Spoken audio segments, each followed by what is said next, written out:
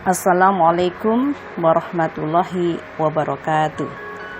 Sahabat muslimah Deli yang dirahmati oleh Allah, bulan Maret, bulan yang diperingati oleh seluruh perempuan dan para aktivis perempuan sebagai bulan Women March. Siapa yang mampu membayangkan di era 4.0 saat ini dan sedang melaju menuju era 5.0, kenistapaan masih menyelimuti kehidupan perempuan.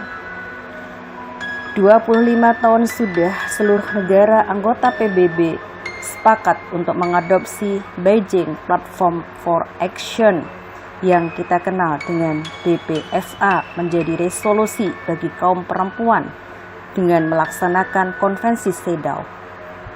Pada akhir tahun lalu pun, akhirnya Komnas Perempuan Indonesia merilis gerakan pelaksanaan Beijing Platform for Action BPFA Plus 25 di Indonesia.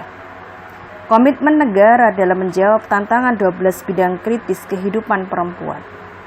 Mirisnya, dari catatan akhir tahun mereka terdapat 431.471 kasus kekerasan terhadap perempuan yang dilaporkan tahun 2019. Angka ini naik 6% dari tahun sebelumnya yang berjumlah 406.176 kasus. Sebagai koordinator gerakan perempuan, Lini Zurlia menilai kekerasan tersebut dilandasi oleh nilai heteropatriarki, yakni nilai yang memberikan keistimewaan lebih pada laki-laki. Hingga pada periode Women March 2020 di berbagai daerah termasuk Sumatera Utara. Tuntutan yang disuarakan tak jauh dari keinginan kaum feminis untuk dihargai. Tak hanya di Indonesia memang. Gerakan Women March ini sudah menggema di belahan dunia yang lain. Aksi yang terlaksana di Washington berhasil diangkat menjadi sebuah gerakan internasional yang diikuti oleh berbagai negara, diantaranya Pakistan, Australia, Kanada, Jerman, Italia, Taiwan, Argentina, secara internasional di tahun 2020. Untuk kesekian kalinya kaum feminis ini menggelar aksi dengan mengangkat tema Each for Equal sebagai aksi bersama mencapai kesetaraan gender di segala aspek. Kemajuan teknologi dan kemodernan zaman di era digital ini sungguh tak menjadi jawaban bagi pemikiran akan maju dan kehidupan akan aman. Mengulang kisah kelam dalam kehidupan yang serba menyalahkan patriarki bukan saja terjadi pada zaman ini. Ratusan tahun yang lalu pun sejak masa jahiliyah. Bagaimana orang-orang Eropa menikmati keindahan wanita hanya sebatas sebagai budak birahi semata. Menjadikan tubuh wanita sebagai fantasi dan keindahan bahkan diwujud rupakan dalam bentuk lukisan dan patung. Di sisi lain, Samuel Pearce Manifi dalam karyanya Views for Sale, Ethnographic Study of British Popular Divorce mengungkapkan sebagai realita yang mengejutkan.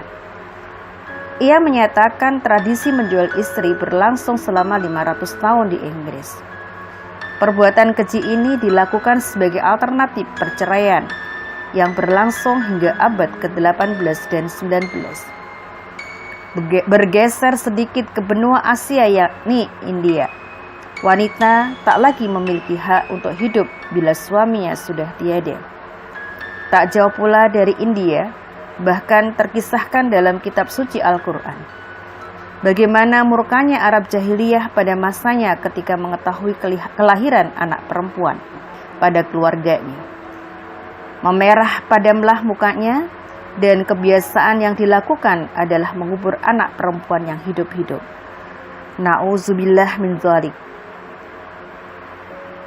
Sahabat muslimah Deli, dimanapun Anda berada, apakah masih kita sebut ini salah patriarki?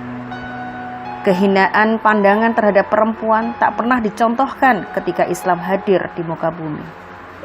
Saat Rasulullah sebagai pembawa risalah Allah menyebarkan Islam ke muka bumi, wanita diletakkan jauh mulia bila menilik pada peradaban lainnya.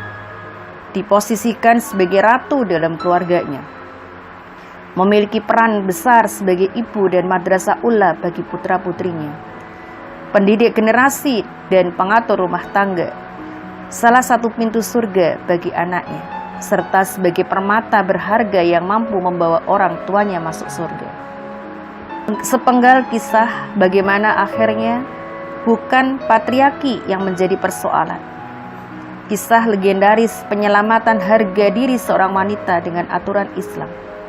Ketika seorang budak muslimah yang meminta pertolongan karena diganggu dan dilecehkan oleh orang Romawi, Khalifah Mu'tasim Billah menurunkan puluhan ribu pasukan untuk menyerbu kota Amuriyah.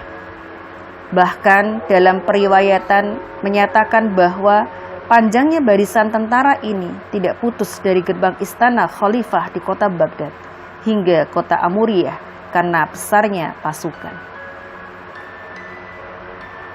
Sahabat muslimah Delhi yang dirahmati oleh Allah, biang keladi penerapan hukum kufur yang diterapkan dalam wujud nyata kapitalis sekuler jauh membuat orang yang hidup saat ini pun tak pernah mampu merasakan kesejahteraan dan keamanan hidup. Tak hanya kaum feminis semata, tapi seluruh wanita di seluruh dunia sedang terpenjara dalam sistem kufur yang sejatinya tak layak dijadikan sandaran untuk memuliakan kehidupan wanita, khususnya dan manusia pada umumnya. Tak hanya kaum ibu yang meronta, kaum bapak pun saat ini sudah lagi tak berdaya ditekan sistem yang tak memanusiakan manusia. Penyesatan jauh dengan penerapan kapitalis sekuler hanya akan mengulang kisah kelam kehidupan jahiliyah bangsa-bangsa di dunia sebelum mengenal Islam.